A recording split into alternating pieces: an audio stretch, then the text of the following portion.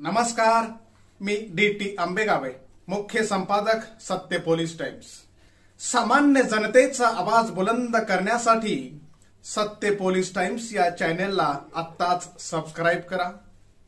तळे विभाग शिक्षण प्रसारक मंडळाचे प्राथमिक विद्या मंदिर, गोम वेदक विद्या मंदिर, कला वाणिज्य आणि विज्ञान कनिष्ठ महाविद्यालय आणि द. तटकरे कला आणि वाणिज्य महाविद्यालय तळा येथे सर्व विद्याशाखेच्या वतीनं विद्यार्थ्यांनी दहीहंडी उत्सवाचं आयोजन केलं होतं।